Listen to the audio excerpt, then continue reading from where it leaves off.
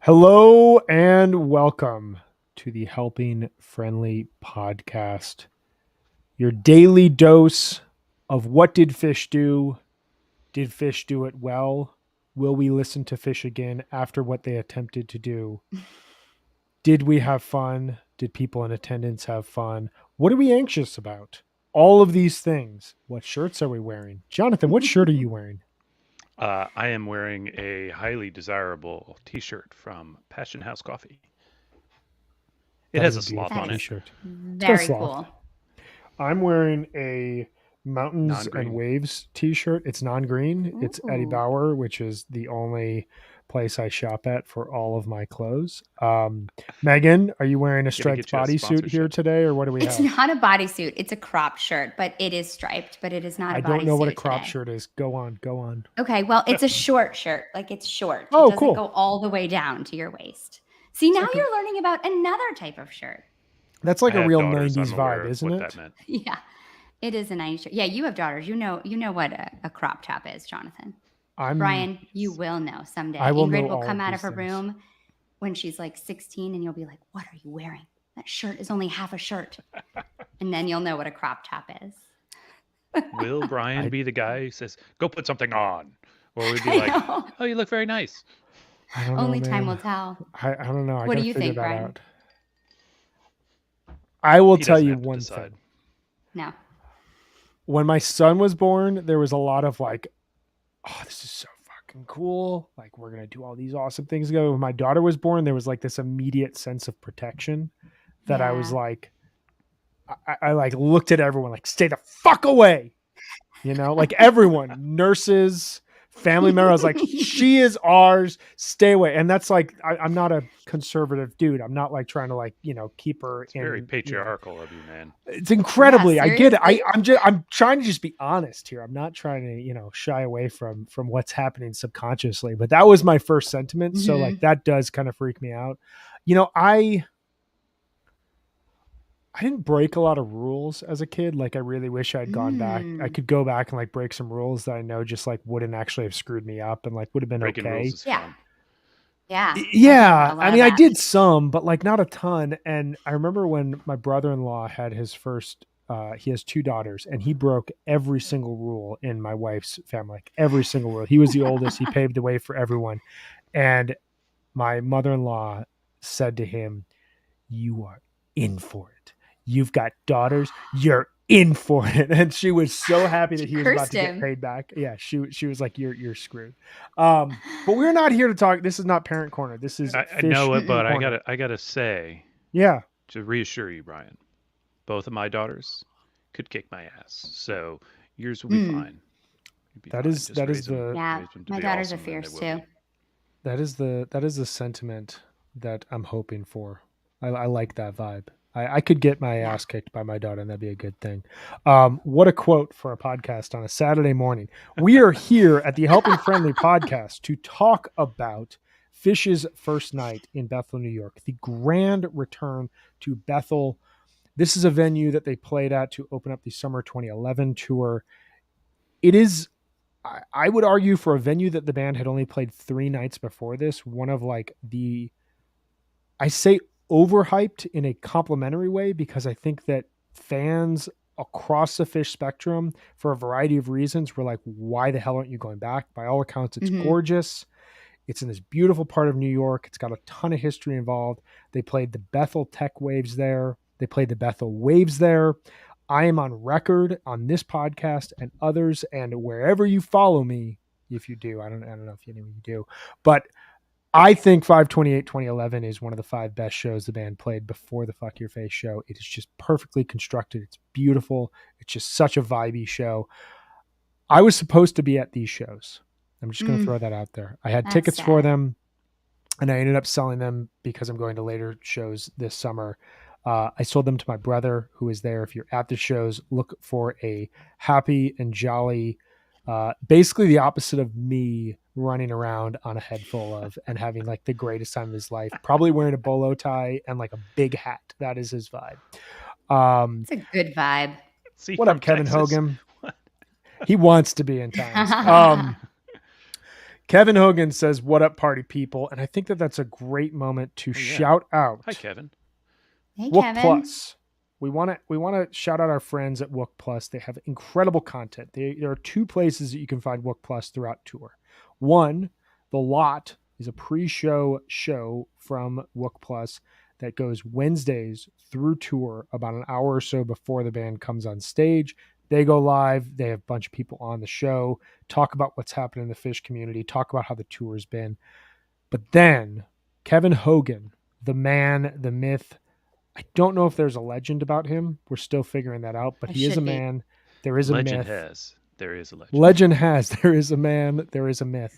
The After Phish After Show that Kevin Hogan hosts, which goes live 15 minutes post show. You can watch both of these either on Wook Plus on Twitter at Wook Plus or on YouTube. Search Wook Plus and put in the word PLUS connected to Wook. Our good friend who's on the screen right now, Mr. Jonathan Hart, will be on Wook Plus, I believe, this evening, unless you've forgotten. Tonight, yes. Tonight. I'll be there. I made some iced coffee, some cold brew, so I'm gonna drink that later, and so I will be awake, like unreasonably awake by the time the show ends. Dig it. And it's gonna be a lot of fun. It's gonna be a good hang. It's going to be That's a ton of fun. awesome. Kevin Hogan can't wait, and we cannot wait for it Same. either. I will be watching. I built a fire last night and was hanging out watching the show outside. I think I'll do that again tonight and watch some Jonathan Hart on YouTube, which I'm really stoked about.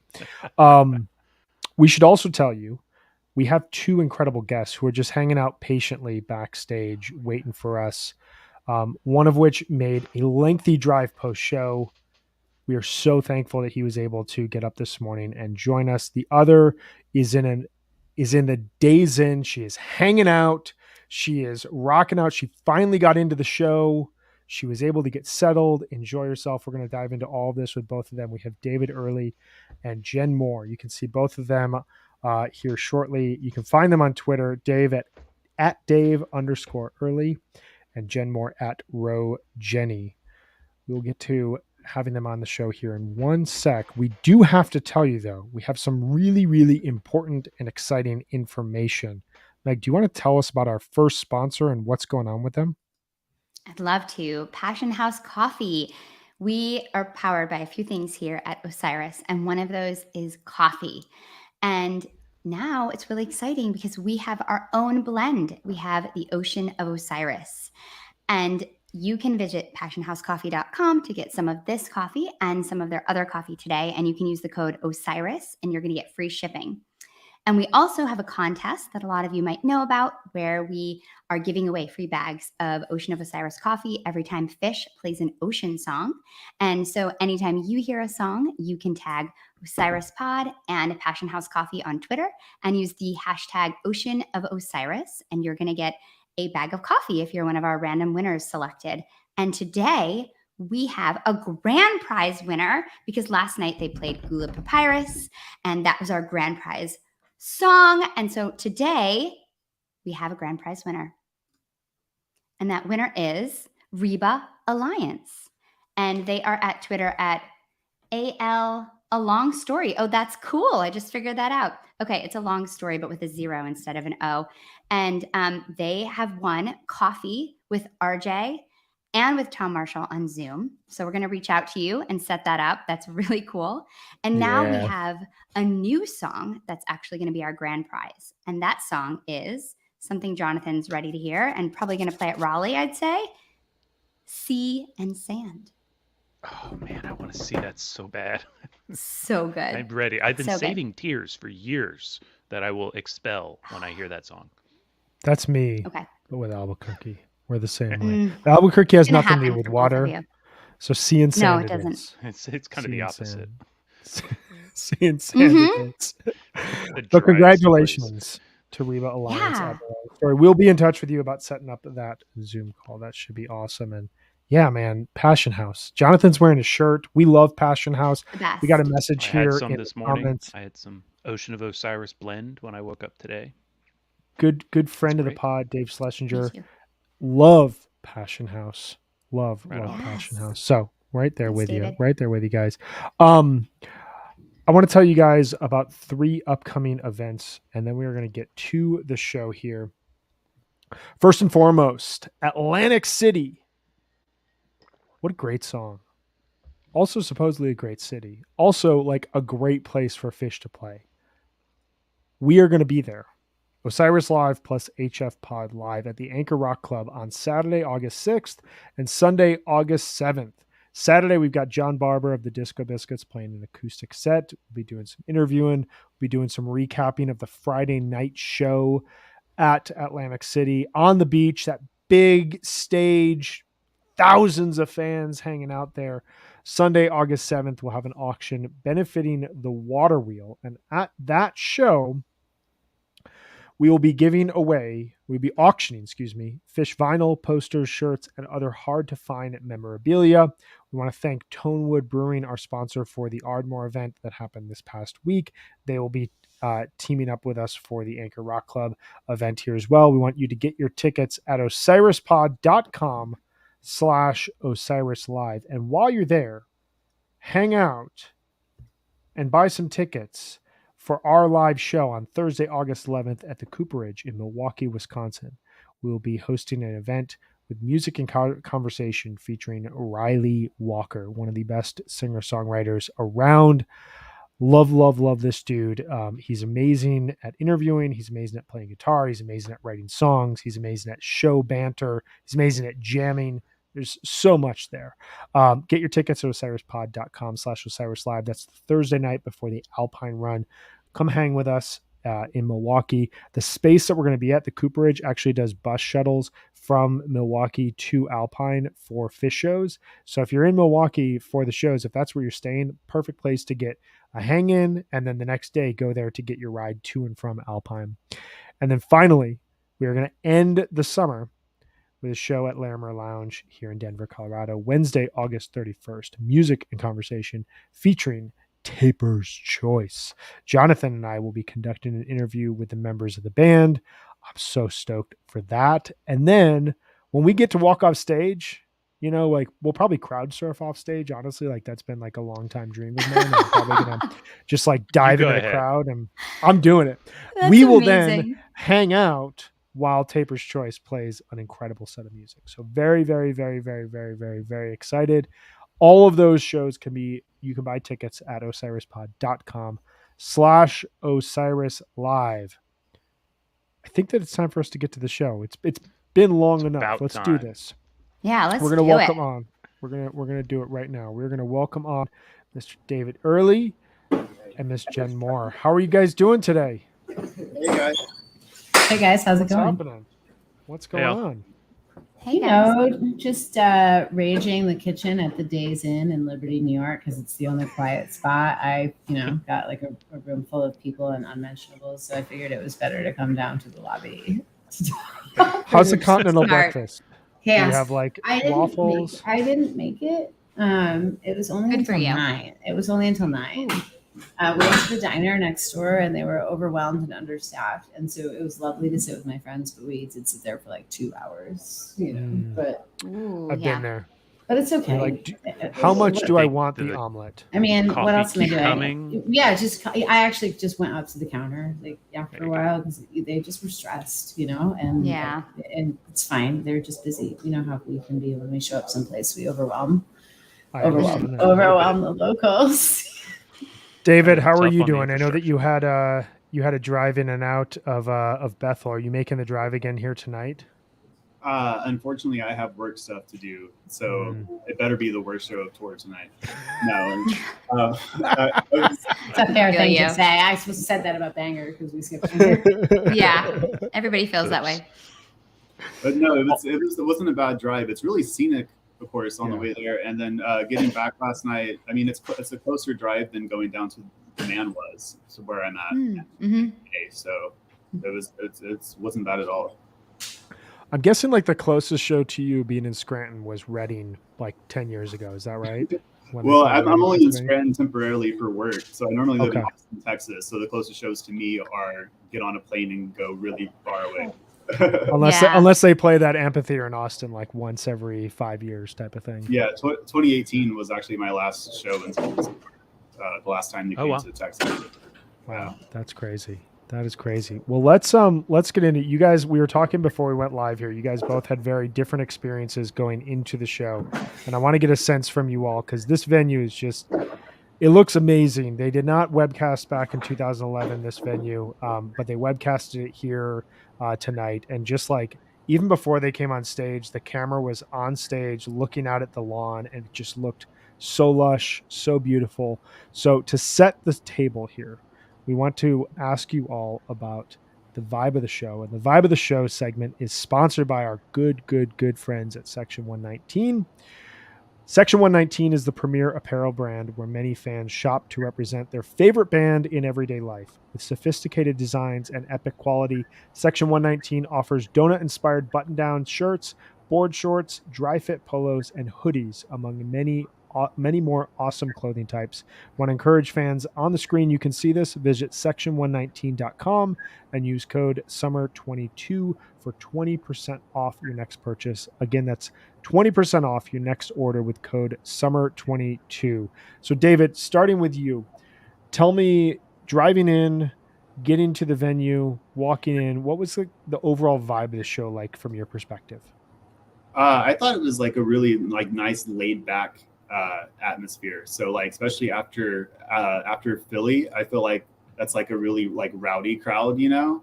I feel like something about the pastoral setting and just like the great scenic views from the venue, I think just add to this overall like more mellow vibe at Bethel Woods.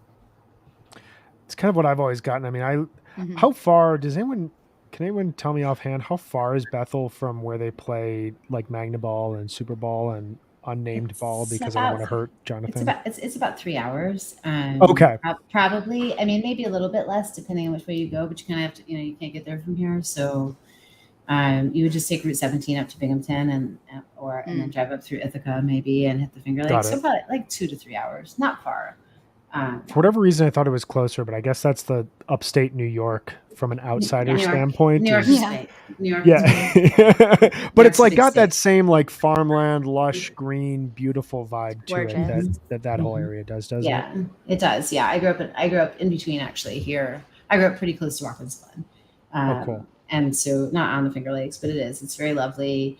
Like David said, it was, it's beautiful to come here. It's really rural. It's really strange. You get off the highway and then you just sort of have to take all of these different little tiny backcountry roads. I don't know how we did it before we had GPS. Like last night after the show, we just kind of drove until we figured out where the road was again. I guess. I don't know. Follow the crowd. It was like after the show, we take the back way out so we can miss a little bit of the traffic. And it is like, windy country roads and not like county roads with a number even. It's like, farmhouse road way. But we did it. We had a driver. You have to have a driver here. You do. Unless you're staying at one of the campgrounds really nearby that provides a shuttle, or you have someone like David who's willing to just hustle home after the show. Drive in, yeah, it's we're at the closest hotel. We're at the Days Inn in Liberty. I would like to say we're on the ground level floor. There is a basement level. I'm really glad we're not down there. Were they rooms? I've never heard of that. That is creepy.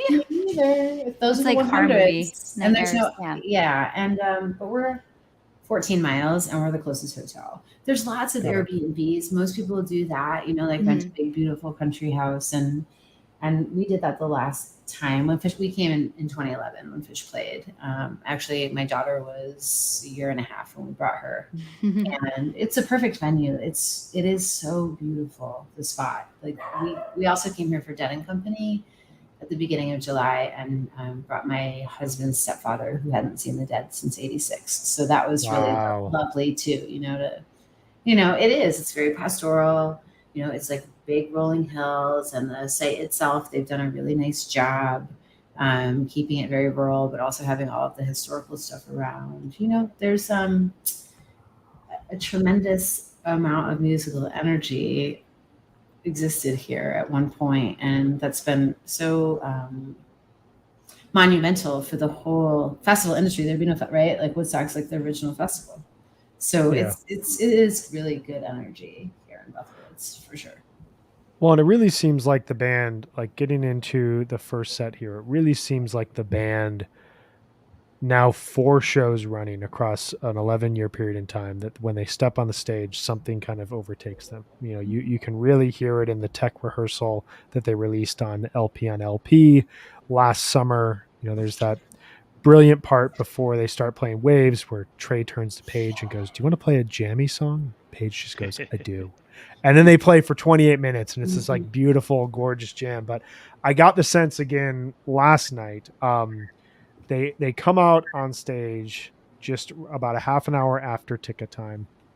And when they walk out, they go, "Golgi, Sample, My Soul, Gumbo, In a Sod Again, Timber, Meat, Longboy, My Friend, Gula Papyrus, Brian and Robert, and Walk Away." David, starting with you, it's a pretty lengthy first set, a lot of songs that personally, I feel like if you looked out on paper, you'd be like, do I need to listen to this? And then you dive in and there's so much there. What was your highlight, David, from the first set of the show? Oh, definitely the sample. Being in the second song slot and just being sampled in a jar, you don't expect it like a little like good Trey solo and then they're gonna wrap it up. But like moment, and Jenna could probably speak to this as well. Like the moment that you could tell it was starting to go somewhere, like it clicked with the crowd and everybody was like, "Yes." The best. It's really wild as well because like, so Sample had that really famous moment on Jam Filled Night where they kind of play this joke. They've called the night Jam Filled. They open up with Sample, the most predictable, straightforward opener ever, and then they jam it. I mean, it's and then it happened to best roll. And like you can like see him smiling on screen, and like the crowd just loses their mind. And then they do it again at Santa Barbara, and they don't finish it. It's just like this. They jam it out into the little squirrel, I believe. But last night was like, that was the first time that we got not just a sample jam, but like that could have gone on for another 6 or 7 minutes. It felt like that was unbelievable. What did you guys all think of that? Well, don't forget that the Golgi also had a jam in it. Oh yeah, that is like that was the opener, and I was like, "Oh, this is fun! I love this song. It's good. Like it makes everybody happy. It's high energy. It gets the show going." And then all of a sudden, I was like, "I think this Golgi is a little off." Like, yes. Yeah. What's he doing there? It's like in the first, like the build that usually leads to "I Saw You." Yeah. Well, it did lead to it, but you could hear Trey was like not staying on target a little. He was like trying to stray, and then he went there with the rest of the band, and then he's like, no, we're doing something else for a minute. And it's so satisfying. Well, I like that they're trying different things, right? Like I know people have strong opinions about Slow Maze. I have a great opinion about it, but like they're like 40 years into their career. These songs are like, I don't know what era Golgi is, but it's at least 30 years old, and they're trying new things with it still. Like they're trying new things with Maze, they're trying new things with Sample, and so I think that's just amazing. Yeah, they're so playful. I thought this was like a triumphant opener. I just felt like it was such a, I mean, they haven't played it in a while anyway, and then just to come out and play this like old school 1.0 song and just jam it and just make everybody like just sit up and take notice. I thought it was awesome. And then the Sample, I really was not expecting that at all. I've not been present for any of the jammed out samples, and I have to say I give it like a triple thumbs up. It's pretty sweet. This was a gorgeous jam too. It was stunning. It was like pretty and melodic and just had a beautiful transition back into the song too. It was just really pretty. Really well done. One of the things that's so interesting about Phish is when you first get into them, there's so much to learn. There's so much of a language to learn. There's so many eras to be understanding and jamming styles to get. And if you listen to a show from 1998, how does that sound different from a show from 2003 or 2015? But then as you like listen to this band, and like so many diehard Phish fans, I think everybody goes through a period where it's like the only band you listen to, and you just like keep listening to Phish shows over and over again. But at some point you get to a point where you're like, I don't know if I'm going to be surprised by this band anymore, because I've listened to so much, and like I feel like I know so much. And I feel like moments like last night, the Golgi, the Sample, the Gumbo, the Timber, I had texts coming from friends who know an insane amount about this band, who've seen so many shows, that were just rife with confusion. And I feel like that like element of being confused by fish 30, 40 years in, wherever you are as a fan, is like one of the coolest things that they can keep doing to us. It's the best. That's the you goal, don't, right? you don't know what's going to Yeah. happen, right? Or like Yeah. even like I saw it again on the opposite. You know, like I saw it again started, right? Like that's one of the nastiest, dirtiest, weird, creepy carnival songs that Fish plays. Kind of like Esther, actually. I feel that way. It's really pretty, but really creepy. You know, and so I just assumed it after the sample, it would be like this big, long. I saw it again. Instead, it was just like very tight and compact, intense. I saw it again. Yeah, it was almost like an exclamation point at the end of the Right. Totally. Yeah, Ooh, totally. I like that. Yeah. It's a totally. really good Also- way to put it. Also, the first repeat of tour.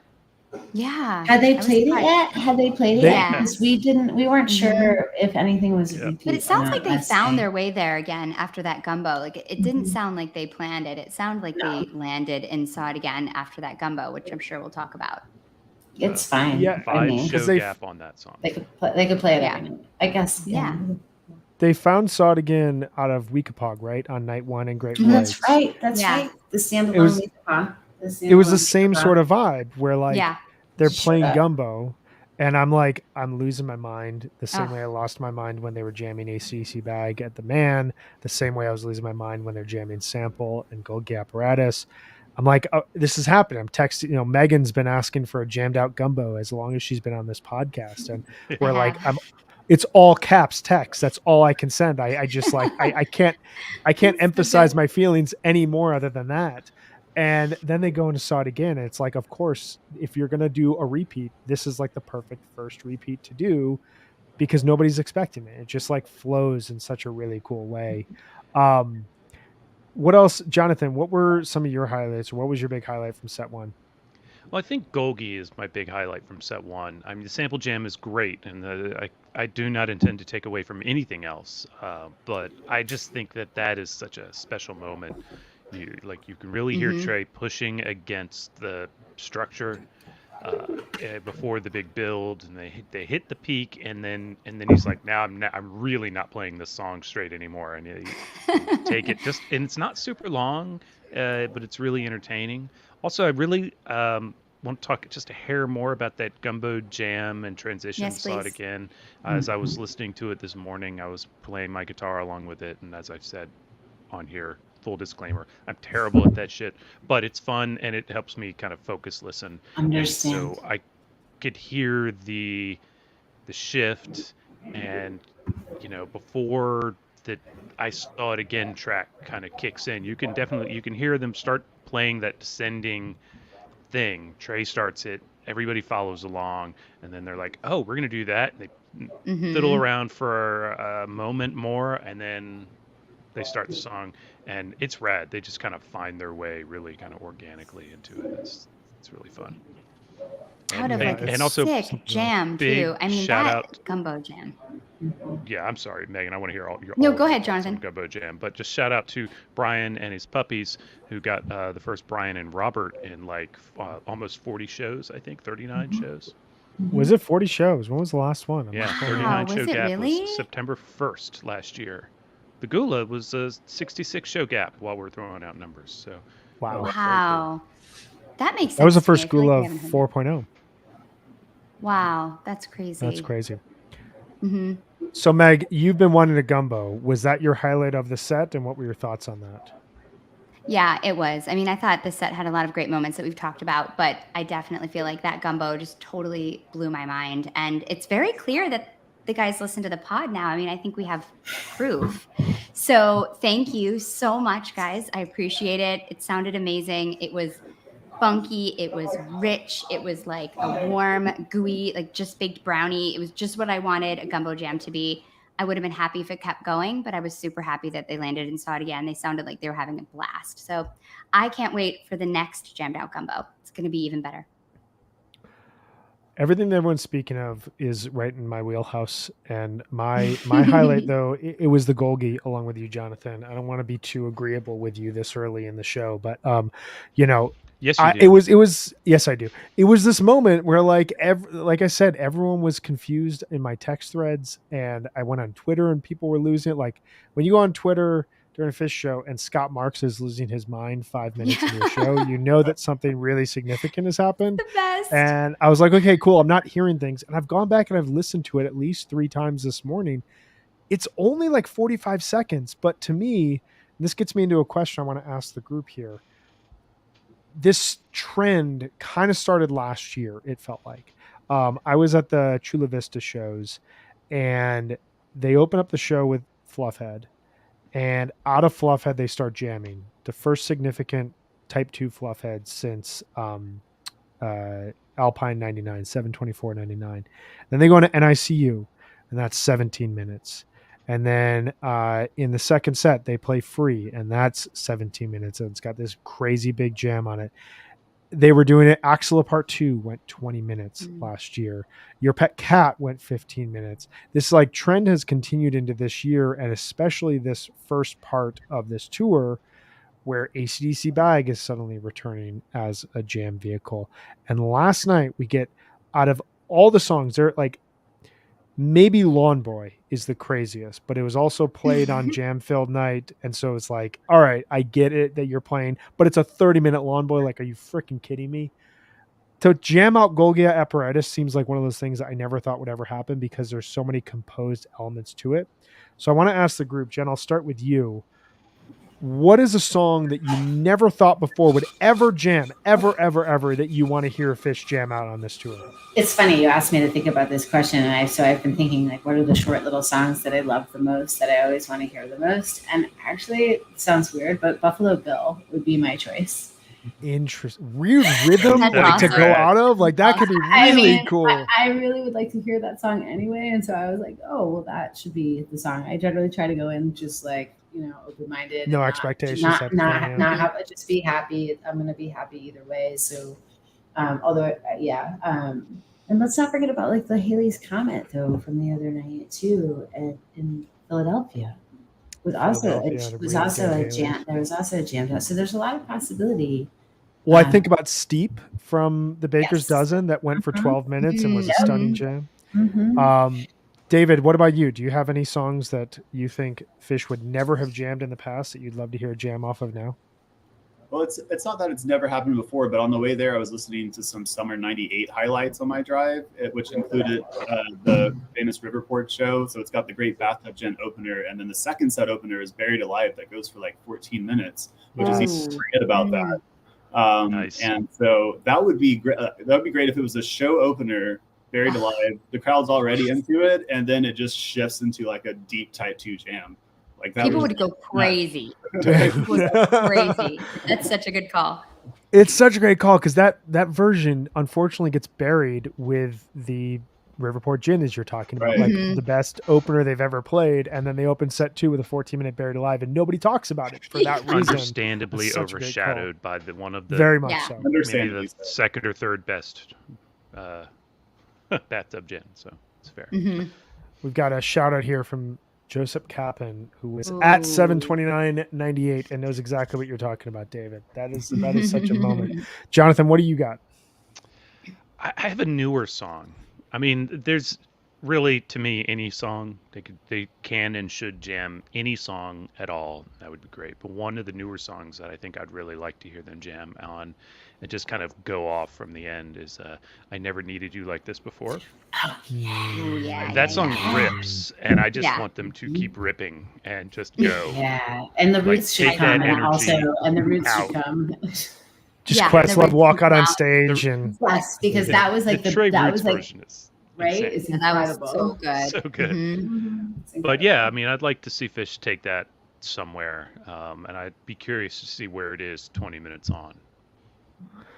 There are not a lot of moments that make me say, man, I wish we could go back to 2020, but the Trey performance with the Roots, it was like the first live TV performance since the pandemic had started, and Trey's hair is like down to his chin. It's just like all over his face, and it's just him and the Roots just ripping it up with a song that like would not have been written had the pandemic not happened. Like that is all those Lonely Trip songs came out of that era, and it was like that was such a unique moment that will probably hopefully never be repeated again. Megan, what do you got? I'm going to go opposite. Mine's like a really old song, and it's Horn. Oh, I just love this song so much. And there's one time they stretched it out a little bit in 1998 in Oregon, 7:15, but I think it could go like into some cool, like ambient, like really spacey Brian Brinkman type jam. I love I'm into that. that is like entirely the opposite of what I just called for. And Yeah. I would love that so much. That'd just be so good. I mean, I almost It's said one of my Brian and favorite Robert, Phish songs. actually. Ooh, that would be really interesting. Be pretty. We all know what that It'd would be sound very like. pretty. Mhm. No, it's all know okay. that. It's okay to like the pretty stuff too. You know, like I call them, like I feel like people get stuck on what I call like the boner jams. You know, like I mean, is that okay to say on a podcast? You know what I mean? No, but like Sure. it's a big, heavy, peaking. You know, just like cycle, Creamy and jams, building yeah. and building. Yeah, like I love the boner jams too, but like the pretty stuff that Phish does. Like, Oh. you know, some of the composed beautiful stuff like Divided Sky or Esther or The Lizards, there's a lot of variety in the music. And I love that idea of Brian and Robert. I We like- mean, we and like Brian and all of it Robert. here. Yeah, I like all of it too. Yeah. Go ahead, We're just Dave. buffered. Give it all to me. Whatever you want. You hear a lot I'll about be evil here. fish and bliss fish and different adjectives, but you don't hear enough about pretty fish. It doesn't get enough credit. Yeah. Pretty But That's a it's really so good point. true. So yeah, there's so much of it too. And that I version mean, of Brian and Robert, it felt very slow and spacious last night, and It's pretty. it was such a good. I imagine in the venue that felt like just like a breath of fresh air at the point in the set Yeah. that it came. Well, it's been really hot in the pavilions. Like I don't know where David, where you were sitting last night, but we had a mid-level pavilion, and Great Woods, the pavilion, we actually had to like leave during the set a couple of times. It was getting so hot inside, Yeah. and it felt the same. And I was outside in the moat, doing like a little work shit in the moat, during Brian and Robert. But it was like spacious and airy. And sometimes you need to just change your location a little bit to make it to be able to enjoy Make it work. that pretty stuff. Like an too. atmospheric cool down. Yes, Yeah. exactly. Well, we've got a great suggestion from a listener here. Fast Enough for You, which I think is right Yeah. around what we're talking about here. I was thinking about this, and thank you, Brett, great friend of the Love that podcast. Last year, the 1028 show, the numbers show, they jammed out ever so slightly, but kind of in the same style as Golgi. They jammed out two versions of me. And I was like, if this band is jamming ballads, this is a sign that they are on another level right now. That's right. And that is something like the Dead used to do that. Like there's a lot of really great Grateful Dead jam songs. Like He's Gone Or what? is Warfrat? Like a Warfrat. Like these are songs that like get stretched out, but they're a ballad. And so Road like the Jimmy. band plays this beautiful, beautiful song, Road Jimmy, this beautiful song, Broke and down then path. Speaking my pushes it out. language. Yeah. Tell me more. But right, like so Phish, like Phish is known for the boner jams, right? Do you know what I'm saying? And like, so I think we like should, the as a Bangor fan Down base, with disease or whatever. right, It's all focus some great. attention on the but- pretty stuff too, because it is quite beautiful and intricate, and they're playing just as intensely and concentrating just as hard to make that pretty quiet music. Right. It's harder. If not harder. more. It's like, Are we- comedy and drama, right? Like Mhm. comedy's harder. It's more delicate, more nuanced. Yeah.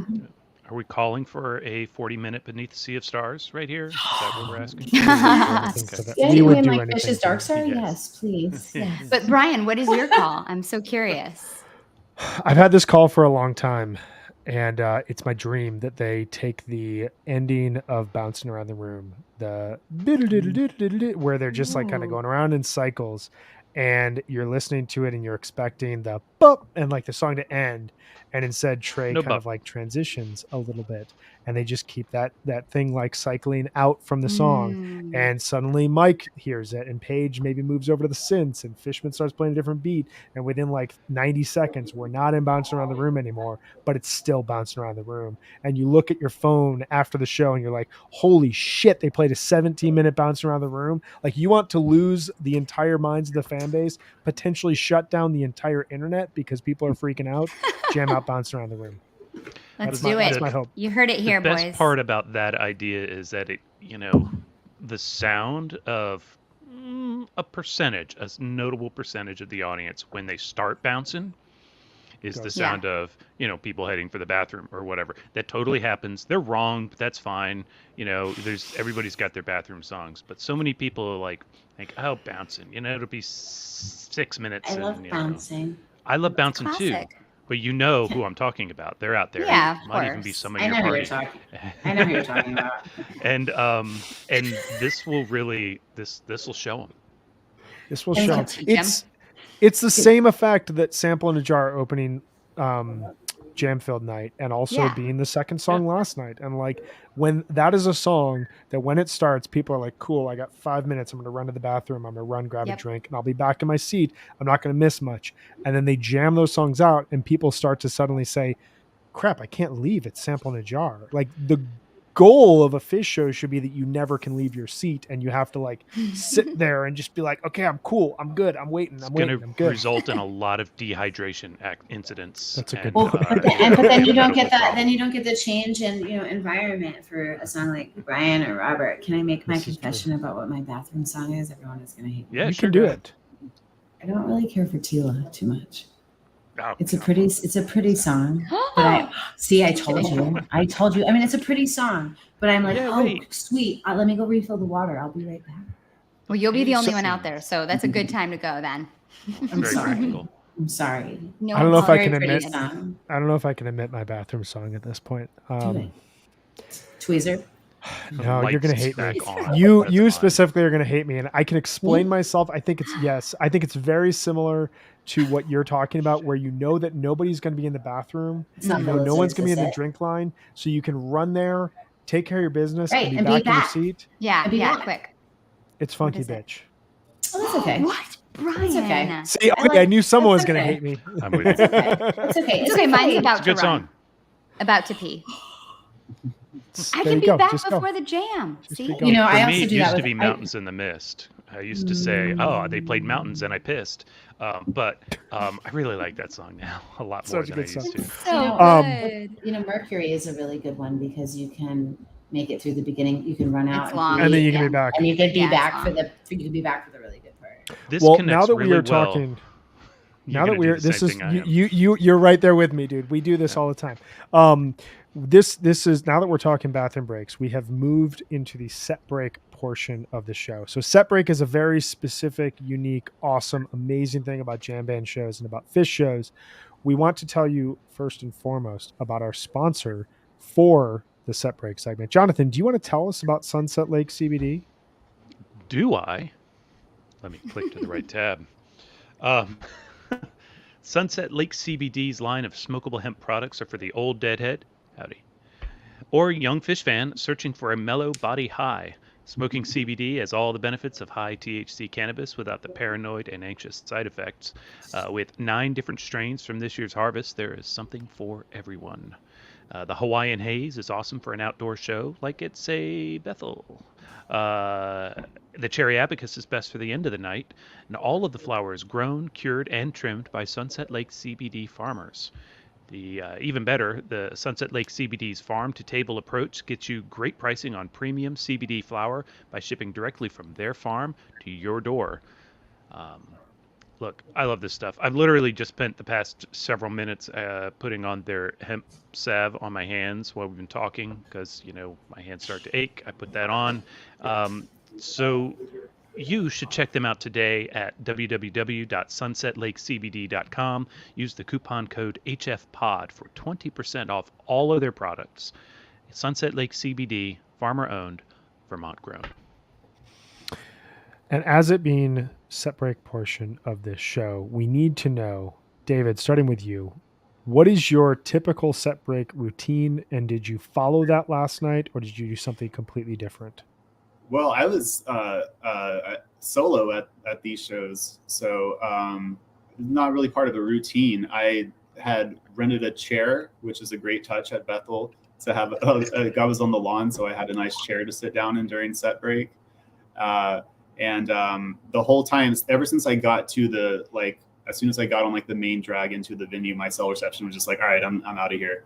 And then during set break, it magically just started working out of nowhere. so I was actually able to send some text, respond to some text, and also checked Fish Twitter to see to confirm what had or had not been played already this year. I saw pointed out that the newest songs played in that set were debuted in 1998.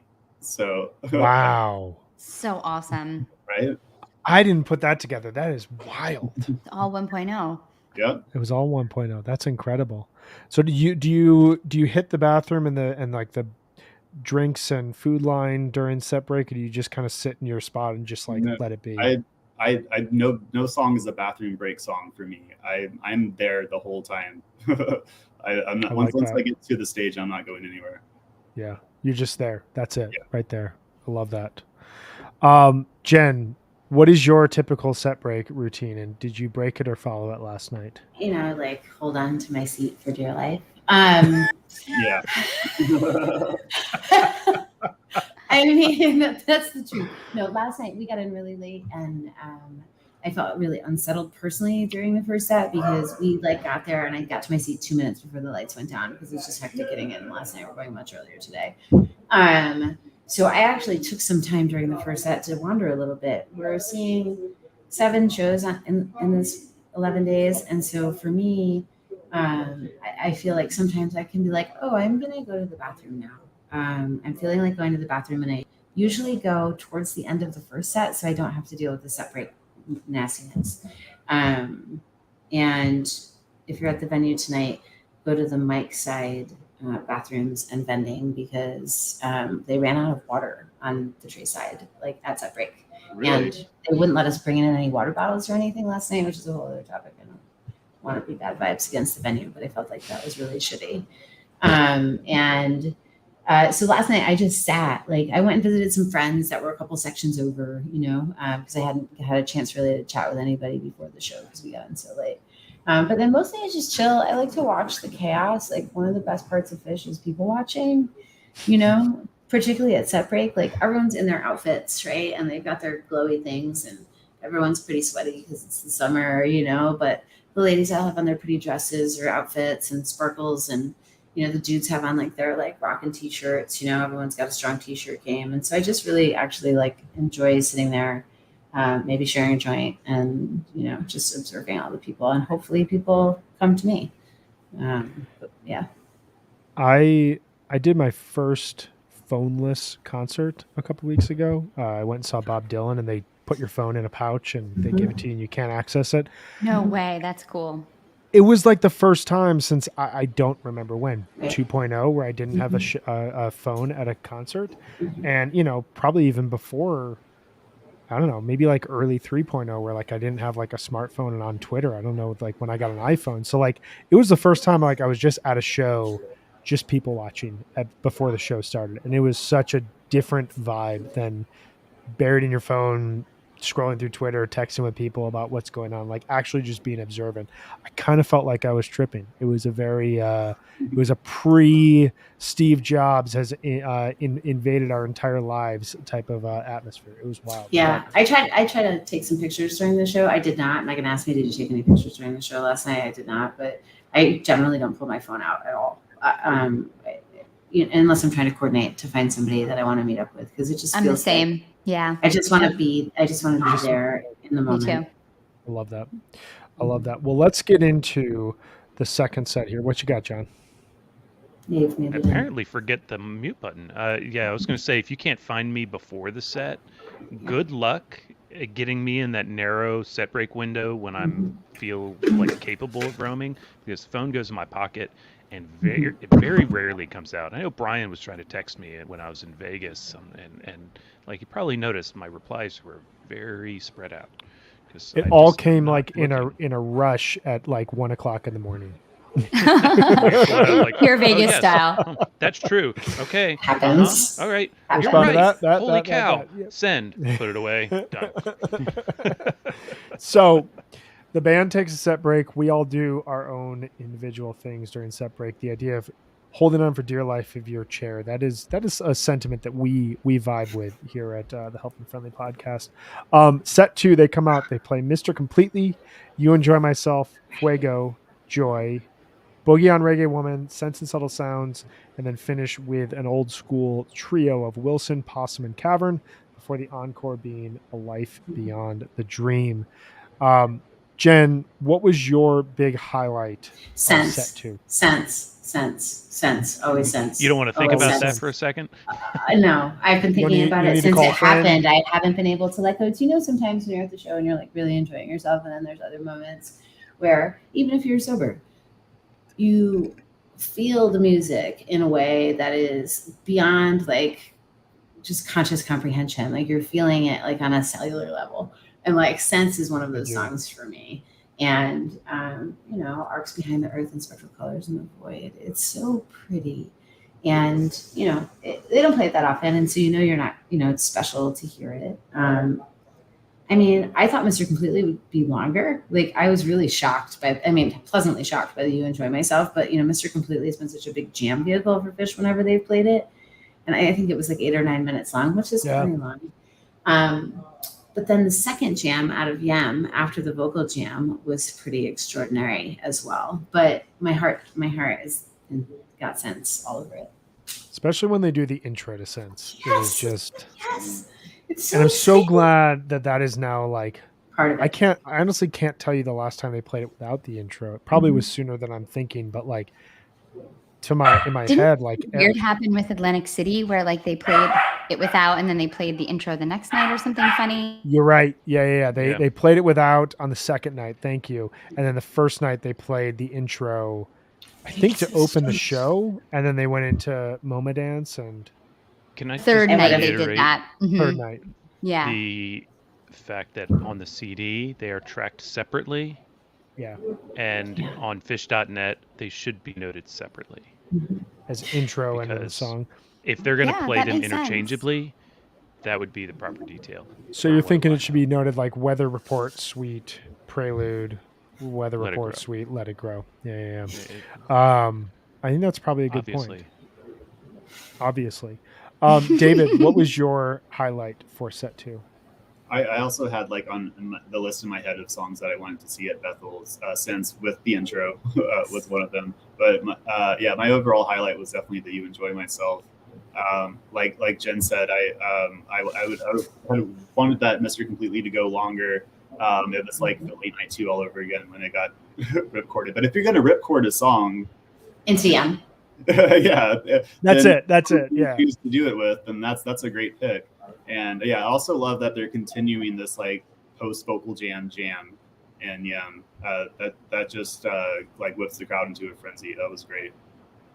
Yeah, I have never seen Phish play Mr. Completely before. I don't think last night. That's cool. I've seen Tab play it a bunch of times, but I don't think I've ever seen Phish play it. They've only played it a handful of times. Yeah, only a handful, and like they played it that one time in 2.0, and then they brought it back for it was in Utah, Salt Lake in 7/15/03. It's been played 13 times overall. Amazing show. That second set rules. And then 380 shows, and it was played 7/19/17 in Pittsburgh. And then at the Baker's Dozen, and I kind of remember thinking like, okay, this is just a summer 2017 thing. The song list is totally wide open because they're not repeating any songs. It's kind of come into the rotation.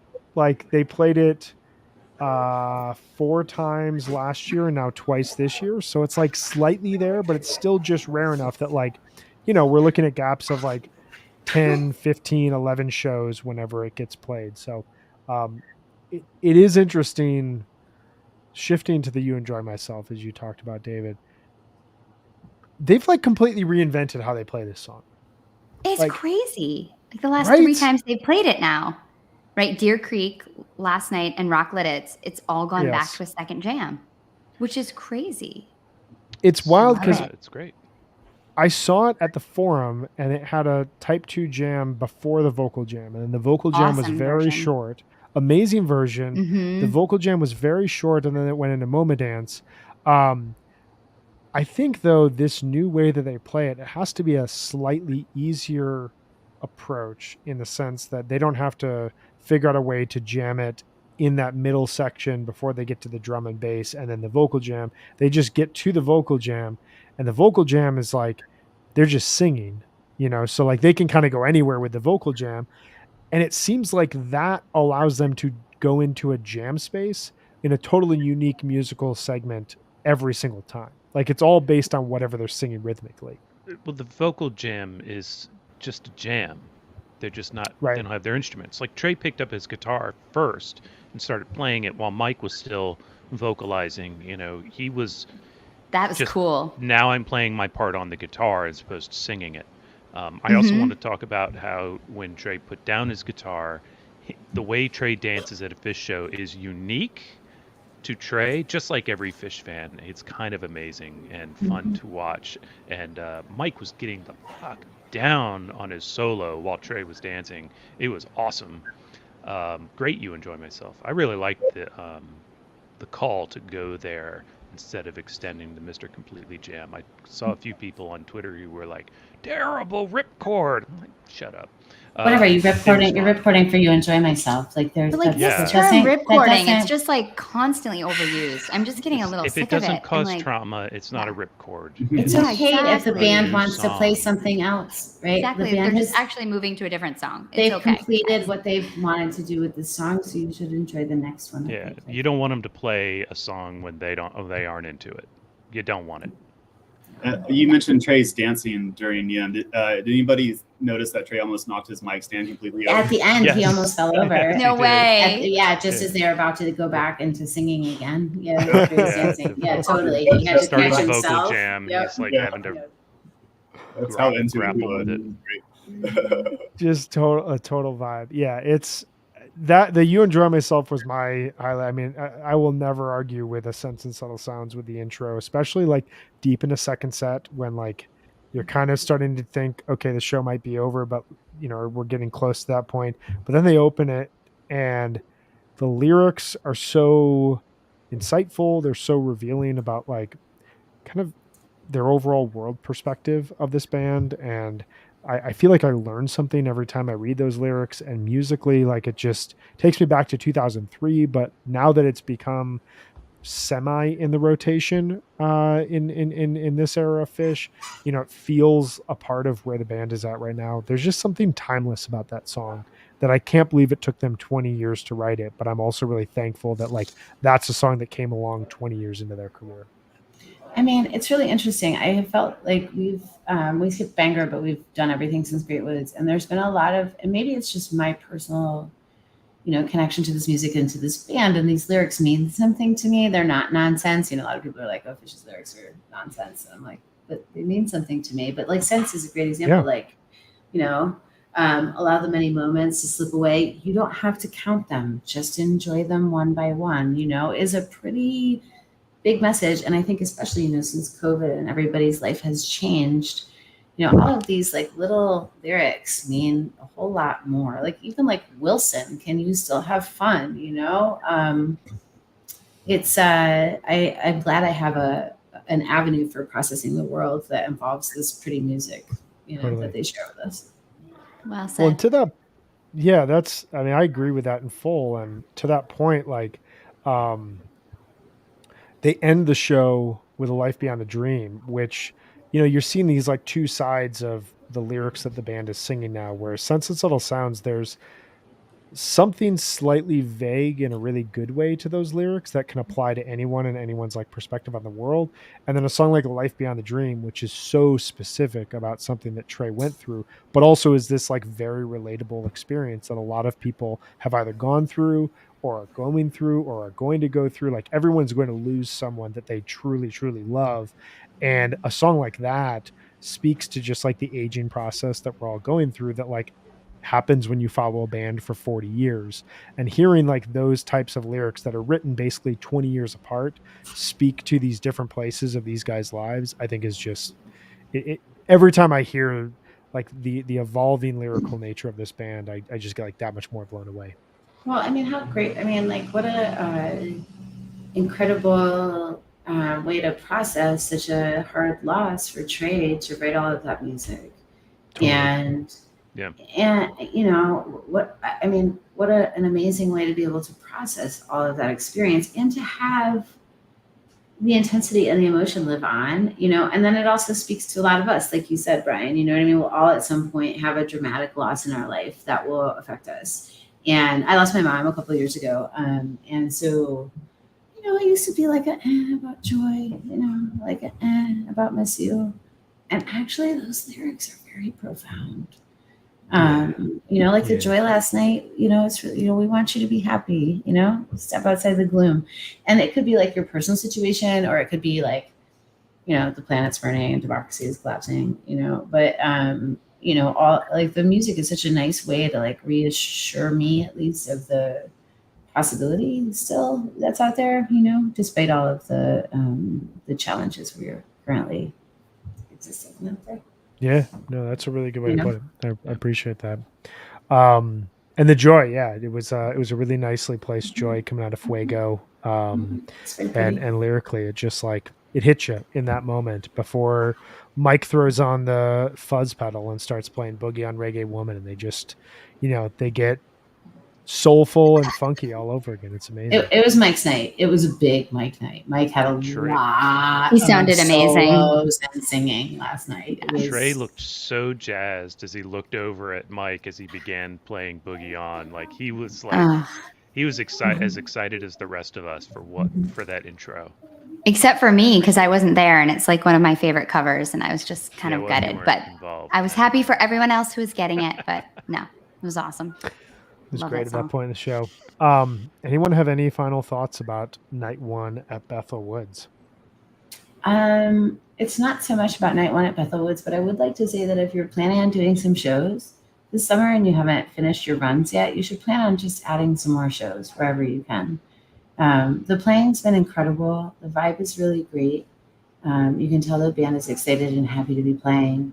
It's so nice to see everyone after we didn't do much last year, and it's so nice to see everyone after like 2 or 3 years of not really seeing everybody. So add more fish shows to your summer itinerary as soon as possible. We added Philly at the last minute, and it was a very good decision. So that's I added Bangor at the last minute and was able to get a ticket to 2 days. Good for you. Great. Nice choice. Right? Very good choice. In the pit was great, and I was not planning on going until 2 days before. So yeah, that's good advice. Go to more shows this summer.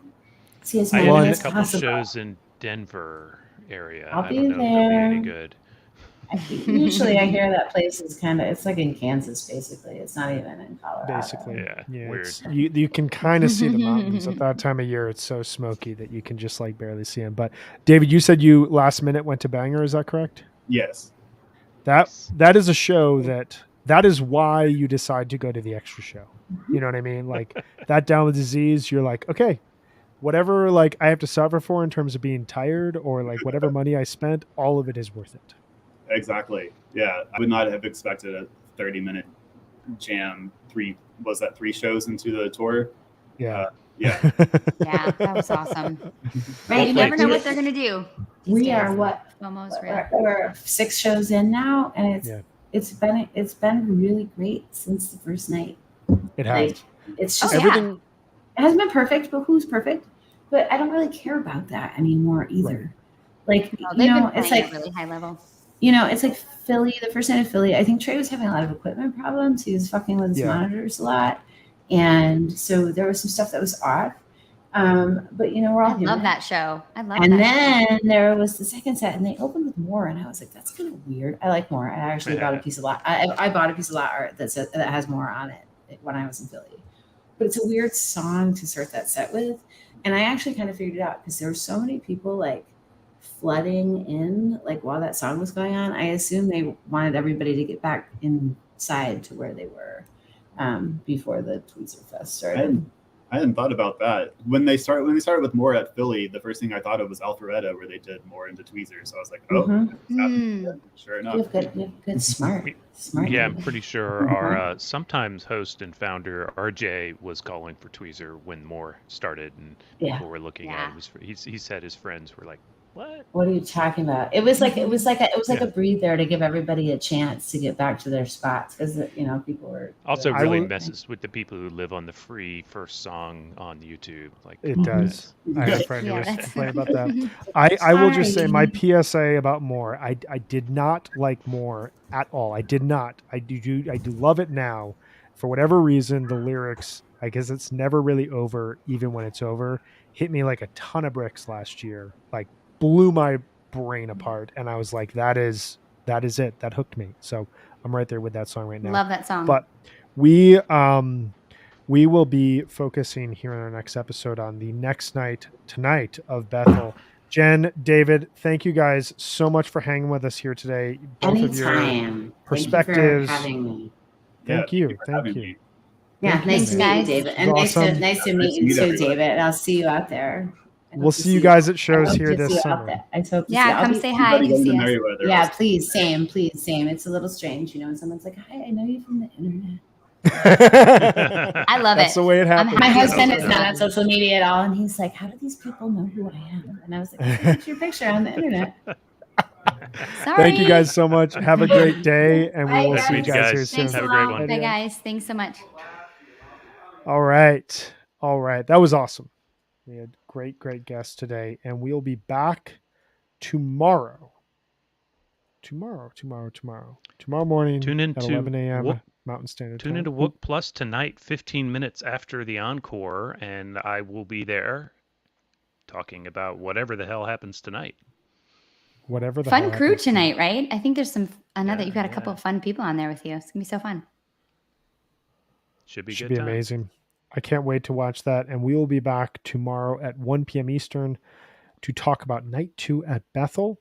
And also tomorrow at 6:30 p.m. Eastern, we will be hanging out, doing our pre-show hang. So very, very excited for all of these things. It's a Lots little of hanging. All of us. Overexposure, maybe. I don't know. Please, Lot Jonathan, of give the hanging. fans what they want. They just want more Jonathan Hart. Come I on. don't think do. anybody's asked for that, but okay. I am. I am. I'm a fan. Too. Everyone have a great day out there. If you're going to the shows, hydrate, stay safe, be good to each other, be kind to each other. If you're watching from the couch, have fun.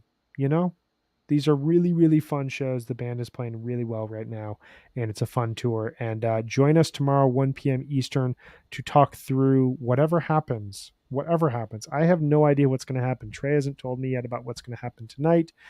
We've got 2 excellent guests tomorrow, Henry Schwab and Devin Rajarino.